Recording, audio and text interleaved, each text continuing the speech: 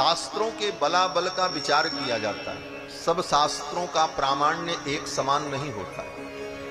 जैसे lower court का decision तब तक मान्य है जब तक हाई कोर्ट का डिसीजन ना आ जाए। हाई कोर्ट ने उसके विपरीत अगर कोई डिसीजन दे दिया तो लोअर कोर्ट का डिसीजन अमान्य होगा। और हाई कोर्ट से ऊपर सुप्रीम कोर्ट ने जो कह दिया उसके विपरीत लोअर कोर्ट हाई कोर्ट की कोई बात स्वीकार नहीं की जाएगी। उसी प्रकार शास्त्रों में सुप्रीम कोर्ट अगर है तो वो वेद है। वेद सुप्रीम कोर्ट। वेद के विरुद्ध अगर पुराण में कोई बात लिखी है तो वो पुराण की बात नहीं मानी जाती, चाहे वेद व्यास ने ही क्यों न लिखा। अब इन बातों को जो लोग नहीं जानते वो कहते हैं फला पुराण में तो ये लिखा है। अरे क्या लिखा है, क्यों लिखा है, उसका कितना बलाबल विचार है, तब तत्व का निर्णय होता। तत्व के निर्णय में सब बातें प्रमाण नहीं होती। तो सर्वोपरि प्रमाण वेद होता है। और वेद के बाद स्मृतियां, जिसको धर्मशास्त्र कहा जाता है, 18 स्मृतियां।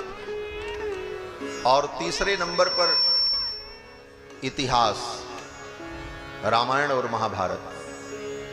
और इतिहास में भी रामायण त्रेता युग का है और महाभारत द्वापर युग का है। इसलिए महाभारत से ज्यादा प्रामाण्य रामायण का होता है। अगर वाल्मीकि रामायण के विरुद्ध कोई बात महाभारत में कही गई है तो रामायण की बात मानी जाएगी, महाभारत की नहीं मानी जाएगी, भले वेदव्यास ने कहा। यह प्रामाण्य का विचार किया जाता है इस प्रकार से। और सबसे नीचे पुराण चौथे नंबर पर है। 18 पुराण। चौथे नंबर में 18 पुराण जो हैं उनका प्रामाण्य सबसे अवर है। पुराणों का प्रामाण्य तब तक है जब तक इतिहास के साथ, स्मृति के साथ और श्रुति के साथ उसका विरोध न हो। जहां पर श्रुति, स्मृति और इतिहास के साथ पुराण का विरोध होगा, कोई विरुद्ध प्रकरण आएगा, वहां पर पुराण भी प्रमाण की दृष्टि से स्वीकार्य नहीं होता। फिर पुराणों में भी 18 पुराण हैं। 18 पुराण में 6 पुराण सात्विक हैं, 6 पुराण राजस हैं और 6 पुराण तामस हैं, सतोगुणी, रजोगुणी, तमोगुणी। तत्व के निर्णय में पुराण में भी जो सात्विक पुराण हैं उन्हीं सात्विक पुराणों को प्रमाण के रूप में स्वीकार करके तत्व का निर्णय किया जाता है। सात्विक पुराण में श्रीमद् भागवत महापुराण, विष्णु पुराण, पद्म पुराण,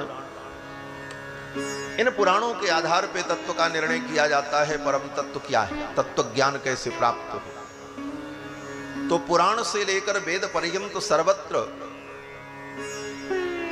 भगवान की ही महिमा का वर्णन किया गया।